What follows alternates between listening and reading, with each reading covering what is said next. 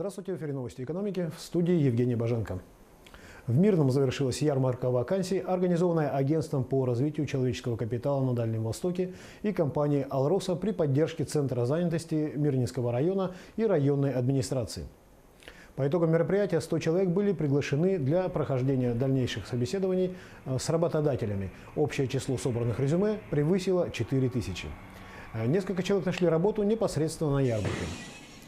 В рамках соглашений госкомзанятости с акционерной компанией «Алроса» и Агентством по развитию человеческого капитала на Дальнем Востоке мы систематически проводим работу по трудоустройству и занятости населения, сообщил Степан Москвитин, председатель Государственного комитета Якутии по занятости населения. По данным Федеральной службы судебных приставов, долги россиян за первый квартал 2018 года выросли до 4 триллионов рублей. Почти половина из них приходится на полученные населением займы, сообщают «Известия». Больше всего исполнительных производств приставы возбудили по постановлениям госавтоинспекции. Таких было 15 миллионов 400 тысяч. При этом в денежном выражении почти половина всех подлежащих взысканию долгов приходится на кредиты. Всего 1 триллион 800 миллиардов рублей. На 1 апреля россияне были должны банкам 1 триллион 600 миллиардов рублей. В российское законодательство вводится новое понятие «ростовщические проценты». Теперь, если ставки по кредитам превышают средний рыночный уровень в 2 раза и более, их можно оспорить в суде. Цель нововведения – необходимость очистить рынок от недобросовестных игроков, прежде всего микрофинансовых организаций, и освободить россиян, взявших кредиты под незаконно высокие проценты, от непосильных долгов. Напомним, что банкам еще несколько лет назад запретили устанавливать ставки выше среднерыночных. Теперь ограничения коснутся и микрофинансовых организаций. Сейчас заемщик может оспорить в суде лишь размер неустойки по кредиту, пени и штрафы, но не саму процентную ставку, прописанную при заключении договора. В России начинают маркировать продукты питания. Маркировка реализована по принципу светофора. Красный означает «стоп», стоит задуматься, а так ли нужно употреблять этот продукт. Увидев желтый, нужно притормозить. Продукты, может, и вкусные, но не стоит ими злоупотреблять. Зеленый означает, что продукт можно есть без ограничения. Речь идет не о самом продукте, а об их составе. Например, натрия в мороженом, которое стало первым продуктом, промаркированным в России, всего 14 тысячных грамма. Этот компонент обозначен зеленым цветом. А вот сахара почти 15 граммов. Это уже желтая зона. О готовности нанести добровольную маркировку к середине июня заявили производители молочной продукции и мяса птицы. С 4 июня вступили в силу поправки в Гражданский кодекс, Кодекс об административных правонарушениях и Воздушный кодекс, которые разрешают авиакомпаниям заносить пассажиров-дебоширов в так называемые черные списки и отказывать им в праве на полет. В поправках сказано, что договор воздушной перевозки, авиабилет, может быть расторгнут авиакомпанией в одностороннем порядке, если пассажир внесен в реестр лиц, воздушная перевозка которых ограничена. Решение о внесении пассажиров в такой список принимается руководителем авиакомпании и действует в течение года. Решение о внесении пассажиров в черный список может быть оспорено в суде. Правительство одобрило поправки в бюджетный кодекс, согласно которым счетная палата получит полномочия для проверки расходов в регионах. Об этом сообщает газета «Ведомости». Речь идет о праве контролировать исполнение местными властями всех законов о расходах местных бюджетов, контроле за расходованием межбюджетных трансфертов, в том числе за тем, как муниципалитеты тратят транзитные субсидии, а также возможности проводить внутренний аудит местных бюджетов. Ранее новый глава ведомства Алексей Кудрин сказал, что счетная палата будет сосредоточена не только на контроле реализации госпрограмм, но и выработке рекомендаций по ее совершенствованию.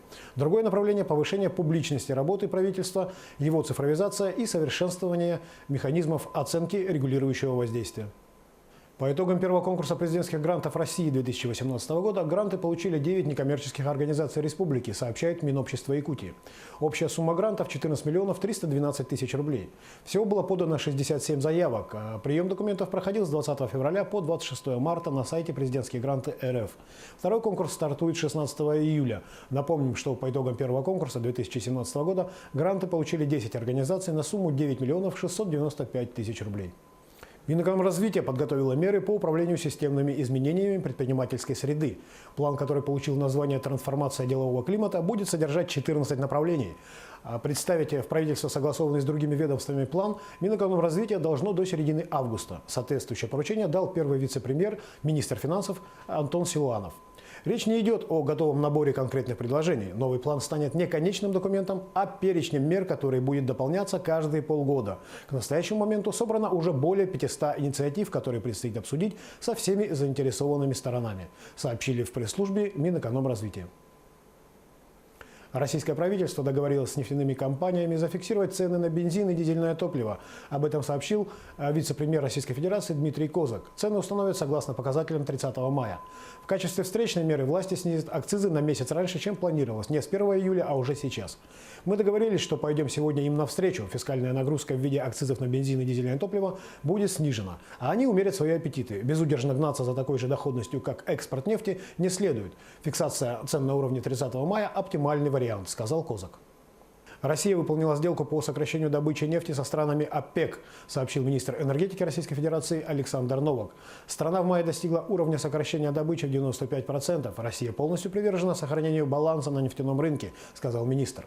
Организация стран-экспортеров нефти и несколько государств, не входящих в нее, договорились сократить добычу нефти в общей сложности на 1 миллион 800 тысяч баррелей в сутки еще в 2016 году.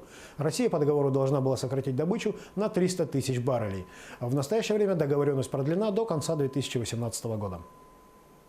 Доход тройки самых высокооплачиваемых специалистов Российской Федерации за последний год вырос в пределах 20%, сообщает Росстат. Самую высокую зарплату по-прежнему получают сотрудники, которые заняты добычей сырой нефти и природного газа. В среднем 127 431 рубль.